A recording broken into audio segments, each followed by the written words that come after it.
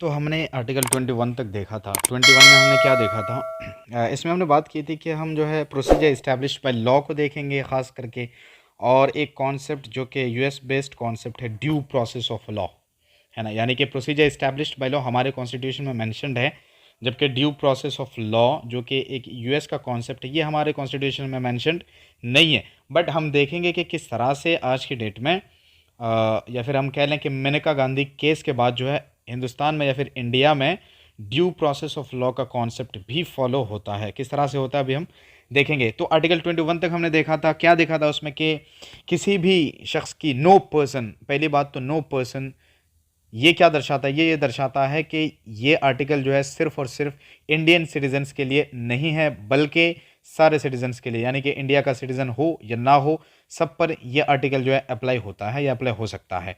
तो किसी भी शख्स की ज़िंदगी को आप नहीं छीन सकते, और क्या नहीं कर सकते, उसकी पर्सनल लिबर्टी को आप ख़त्म नहीं कर सकते, उसकी पर्सनल लिबर्टी को आप छीन नहीं सकते। बट हाँ, एक कंडीशन है, वो क्या, कि जो प्रोसीजर इस्टेब्लिश्ड बाय लॉ है, इसके ज़रिए से या इसके अकॉर्डिंग आप जो है किसी की लाइफ, किसी की पर्सनल लिबर्टी को डिप्राइव कर सकते हो, है ना। This means that this right can be curtailed only by procedure established by law. तो एक ऐसे प्रोसीजर के जरिए से आप इस राइट को कर्टेल कर सकते हो जो इस्टेब्लिश्ड बाय लॉ हो। अभी हम यहाँ पे इन दोनों कॉन्सेप्ट्स को समझेंगे कि ड्यू प्रोसेस ऑफ लॉ क्या होता है और प्रोसीजर इस्टेब्लिश्ड बाय लॉ क्या होता है। बट हम जो है पहले तमाम आर्टिकल्स को देखते हैं जो कि फंडामेंटल राइट्स से रिलेटेड हैं, तो पहले हम उनको देख लेते हैं। उसके बाद फिर हम बात करें आर्टिकल 21 की। तो आर्टिकल 21A, इसको जो है 2002 में इनकॉर्पोरेट किया गया था 86 अमेंडमेंट एक्ट के द्वारा। इसमें क्या किया गया था, इसमें जो है एजुकेशन की बात की गई थी कि 6 to 14 ईयर्स के जो चिल्ड्रन हैं उनको जो है राइट टू एजुकेशन मिलता है। और फिर आरटी एक्ट यानी राइट टू एजुकेशन एक्ट आया था बाद में, जिसमें कि right to free and compulsory education की बात की गई थी, है ना। तो इसको 86 अमेंडमेंट एक्ट के द्वारा 2002 में इनकॉर्पोरेट किया गया था, किसको, आर्टिकल 21A को।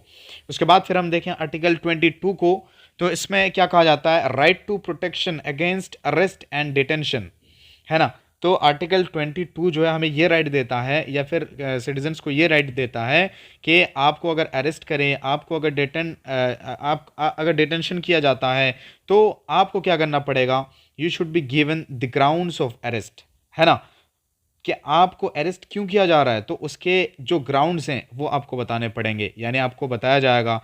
उसके बाद जो है आप जो है अपना केस लड़ भी सकते हो किसी लॉयर से, एडवोकेट से, और फिर जो है विद इन 24 आवर्स आपको मजिस्ट्रेट के सामने जो है हाजिर भी किया जाएगा। तो आर्टिकल 22 हमें जो है राइट टू प्रोटेक्शन देता है अगेंस्ट अरेस्ट एंड डिटेंशन। फिर इसमें एक चीज़ हम और देखेंगे, डिटेंशन जो है दो तरह के होते हैं, कैसे, एक तो प्रिवेंटिव डिटेंशन और एक क्या, प्यूनिटिव डिटेंशन। तो इनको भी हम देखेंगे आगे।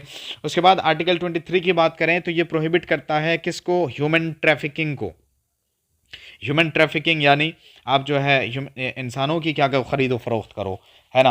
आप जो है किसी बेच दो और फिर उसका इस्तेमाल हो किस तरह से, बेगिंग के तौर पर, यानी उससे जो है बेगिंग करवाया जाए, या फिर प्रोस्टिट्यूशन के लिए, और जो है या फिर फोर्स लेबर के लिए, यानी कोई काम करना नहीं चाहता बट आप जो है मजबूरन उससे काम करवा रहे हो, है ना। या फिर आप काम तो करवा लेते हो, उसको उसकी उजरत नहीं देते, उसको उसकी वेज नहीं देते आप, है ना। तो इन तमाम चीज़ों से रोकता है कौन, आर्टिकल 23। यह हमें राइट देता है क्या, प्रोहिबिशन ऑफ ह्यूमन ट्रैफिकिंग का, फोर्स्ड लेबर का, बेगार का, बेगिंग का, प्रोस्टिट्यूशन का, ठीक है। उसके बाद आर्टिकल 24 को देखेंगे तो ये क्या करता है, prohibition of working of children below 14 years in hazardous factories. तो जो ख़तरनाक फैक्ट्रीज हैं जहाँ बच्चों की ज़िंदगी को ख़तरा लायक हो सकता है ना, उनकी जान को ख़तरा हो सकता है, तो ऐसी फैक्ट्रीज़ में फिर काम नहीं करवाया जाएगा। किन से, बच्चों से। कौन से बच्चे, जो 14 ईयर्स के बिलो हैं, उनसे आप काम नहीं करवा सकते। आर्टिकल 25 को अगर देखें तो इसमें क्या मिलता है हमें, तो ये आर्टिकल हमें फ्रीडम देता है, किस बात की फ्रीडम, फ्रीडम ऑफ रिलीजन, है ना। और इसमें जो है चार चीज़ें आती हैं, क्या क्या चार चीज़ें, कंसाइंस, प्रोफेशन, प्रैक्टिस, प्रोपगेशन, ठीक है। इसका मतलब क्या होता है कि आप जो है किसी रिलीजन को मान सकते हो। आप दिल ही दिल में मानो किसी भी रिलीजन को, इसका भी आपको राइट है, इसकी आपको फ्रीडम है। उसके बाद जो है आप उस रिलीजन को जो है प्रोफेस भी कर सकते हो, यानी आप दूसरों को बता भी सकते हो। बट हाँ, आप जो है किसी को कन्वर्ट करने के लिए या कन्वर्ट होने के लिए फोर्स नहीं कर सकते, है ना। आप अपने रिलीजन को दिल ही दिल में मान सकते हो, आप किसी खुदा में मान सकते हो, किसी भगवान में मान सकते हो, इसका आपको राइट मिला हुआ है। आप जो है अपने रिलीजन को दूसरों तक पहुंचा भी सकते हो, आपके आपके रिलीजन का मैसेज दूसरों तक जो आप कन्वे भी कर सकते हो, है ना। उसको आप प्रैक्टिस कर सकते हो, प्रोपेगेशन कर सकते हो, ठीक है। बट आप जो है किसी को कन्वर्ट करने के लिए या कन्वर्ट होने के लिए फोर्स नहीं कर सकते। तो ये राइट हमें कौन देता है? आर्टिकल 25 से मिलता है, ठीक है। उसके बाद फिर आर्टिकल 26 की बात करें तो ये क्या करता है? ये हमें राइट देता है to freedom to manage religious affairs, कि हम जो है अपने रिलीजियस अफेयर्स को मैनेज करें। क्या मतलब होता है?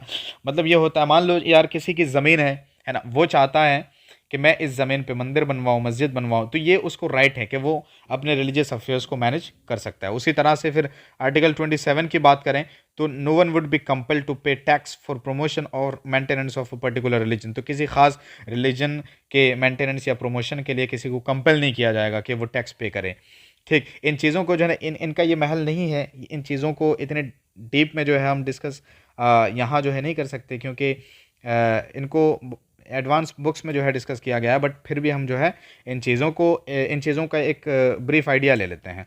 उसके बाद जो है आर्टिकल 28 की बात करो तो no religious instruction shall be provided in any educational institution wholly maintained out of state funds, ठीक है। तो जो है सरकारी इंस्टीट्यूशंस होते हैं, एजुकेशनल इंस्टीट्यूशंस होती हैं ना, तो वहाँ पे जो है अभी देखेंगे कि एजुकेशनल इंस्टीट्यूशंस भी कई तरह के होते हैं, ठीक है। कुछ ऐसे होते हैं जिनको फंड्स भी किससे मिलते हैं? सरकार से या स्टेट से मिलते हैं, जिनको एडमिनिस्टर भी किया जाता है स्टेट के द्वारा। कुछ ऐसे होते हैं जिनको फंड्स तो सरकार की तरफ से मिलते हैं या स्टेट की तरफ से मिलते हैं, बट उनको एडमिनिस्टर कोई और करता है। तो अभी देखेंगे तो आर्टिकल 28 क्या कहता है कि कोई भी रिलीजियस इंस्ट्रक्शन जो है नहीं दी जाएगी किसी ऐसे एजुकेशनल इंस्टीट्यूशन में जिसको पूरी तरह से जो है ना स्टेट के फंड से मेंटेन किया जाता हो, है ना। तो अब हमें देख लेना चाहिए कि एजुकेशनल इंस्टीट्यूशंस 4 तरह के होते हैं। कैसे कैसे 4 तरह के? एक ऐसा इंस्टीट्यूशन, ऐसा इदारा Holi maintained by the state, जिसको पूरी तरह से एक स्टेट जो क्या करे, मेंटेन करे, तो एक ऐसा इंस्टीट्यूशन होता है। इसका मतलब ये होता है कि जो है इसको फंड्स भी स्टेट से मिलते हैं और एडमिनिस्ट्रेशन वगैरह जो भी है इन सब को कौन संभालता है? स्टेट संभालता है, ठीक है। उसके बाद अगर देखें तो एक दूसरी तरह का इंस्टीट्यूशन देखने को मिलता है, institution administered by state but established under any trust, है ना। एक ऐसा इंस्टीट्यूशन जिसको एडमिनिस्टर तो किया जाता है स्टेट के द्वारा, बट उसको इस्टेब्लिश किया गया है किसी ट्रस्ट के अंडर, है ना। यानी एडमिनिस्टर तो कौन करता है? स्टेट करता है, बट उसको इस्टेब्लिश किया गया है किसी ट्रस्ट के अंडर, है ना। यानी फंड्स जो है किसी ट्रस्ट से मिलते हैं, ठीक है। उसी तरह से अगर तीसरी तरह का हम जो है एजुकेशन इंस्टीट्यूशन देखें तो institution only recognised by the state and not funding and all provided by the state, है ना। तो बहुत सारे इंस्टीट्यूशंस ऐसे होते हैं जिनको क्या होता है, फंडिंग वगैरह जो है स्टेट से तो नहीं मिलती, बट उसको रिकग्निशन मिली होती है स्टेट से। तो एक इस तरह का भी इंस्टीट्यूशन होता है।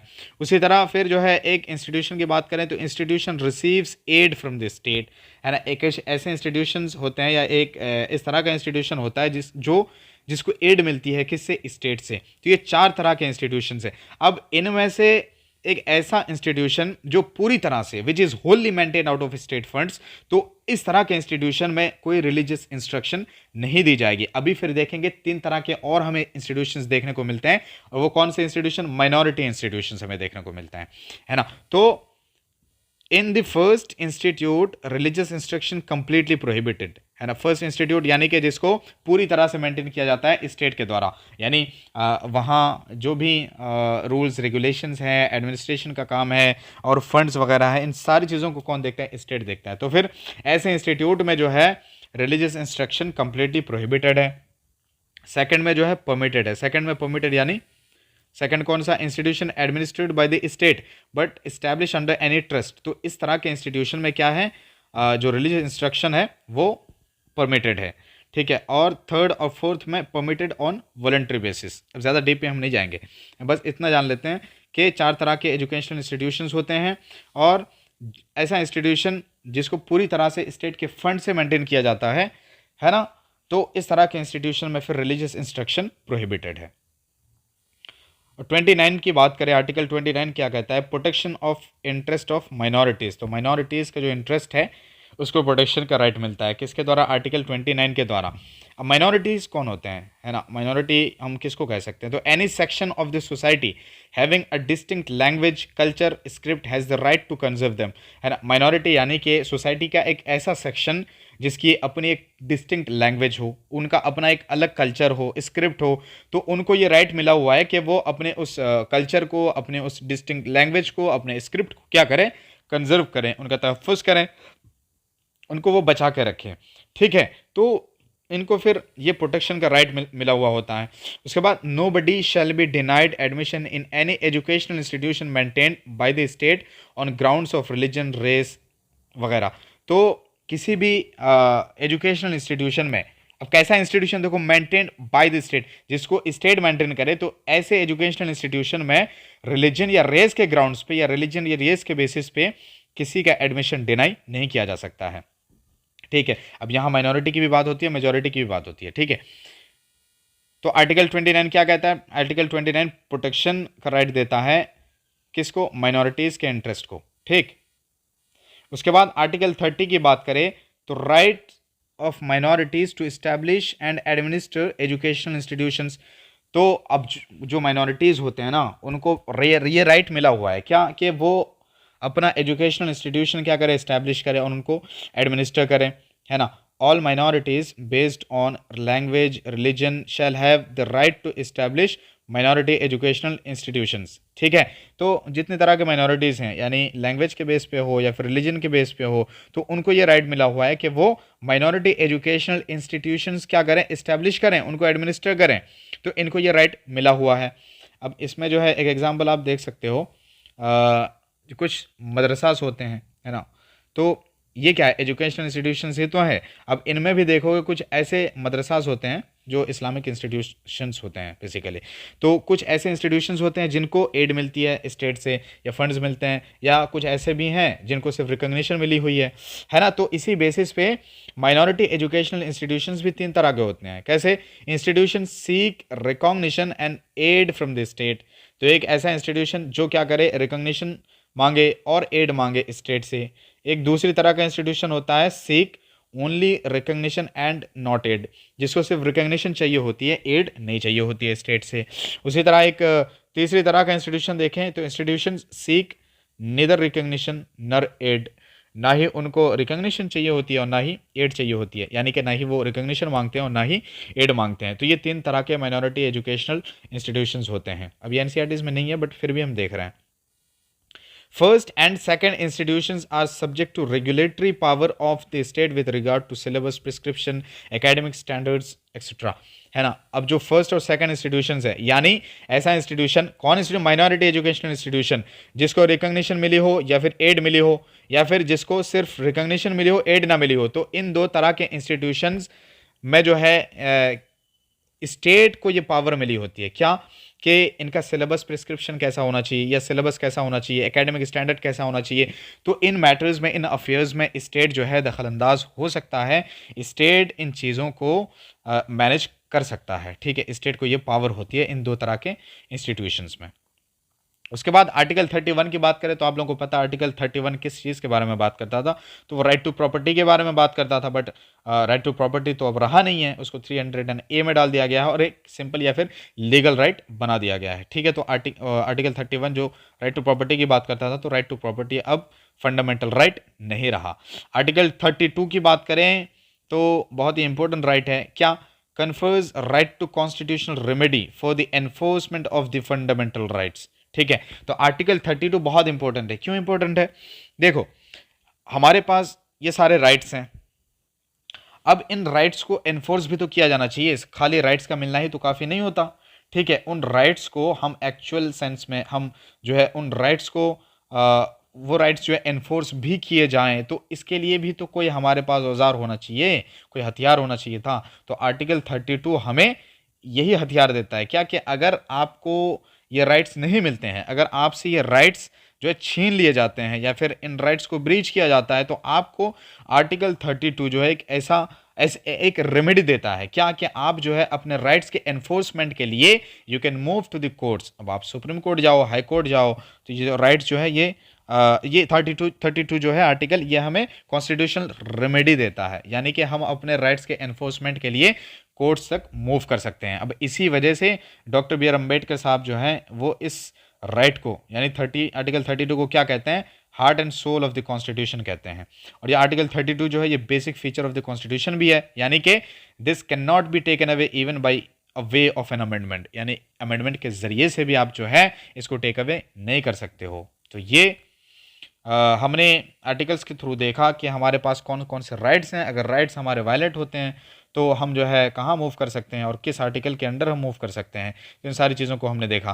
फिर जो है अब बहुत सारी चीज़ें हैं, जैसे आर्टिकल 15 या 14 या 16 में हमने देखा था इक्वल अपॉर्चुनिटी, इक्वल स्टेटस की बात करते हैं, फिर रूल ऑफ लॉ या फिर इक्वलिटी बिफोर लॉ की बात करते हैं। बट आप देखोगे कभी कभी स्पेशल मेजर्स सरकार लेती है कुछ क्लासेस के लिए, है ना, जैसे बैकवर्ड क्लासेस हैं तो इन लोगों के लिए कुछ अलग से प्रोविजंस डाले गए हैं, या फिर इनके लिए अलग स्कीम्स आती हैं, अलग मेजर्स लिए जाते हैं, स्पेशल ट्रीटमेंट इनको दिया जाता है। तो क्या ये चीज़ें जो राइट टू इक्वालिटी है इनके अगेंस्ट नहीं है, इनको वायलेट नहीं करती हैं? तो इन चीज़ों को हम देखेंगे। उसके बाद फिर जो है हम जैसे आर्टिकल 20 में देखेंगे, 21 में देखेंगे, 22 में देखेंगे कि detention, preventive detention, punitive detention. उसके बाद फिर हम जो है देखेंगे कि किस तरह से जो है कुछ लोगों को रिजर्वेशंस दी जाती हैं और रिजर्वेशंस किस तरह से राइट टू इक्वालिटी के अगेंस्ट नहीं है, या रिजर्वेशंस किस तरह से राइट टू इक्वालिटी को वायलेट नहीं करती। ठीक है, तो ये सारी चीज़ें हम जो है नेक्स्ट वीडियोस में या अपकमिंग वीडियोस में देखेंगे। Till then take care, bye bye, thank you.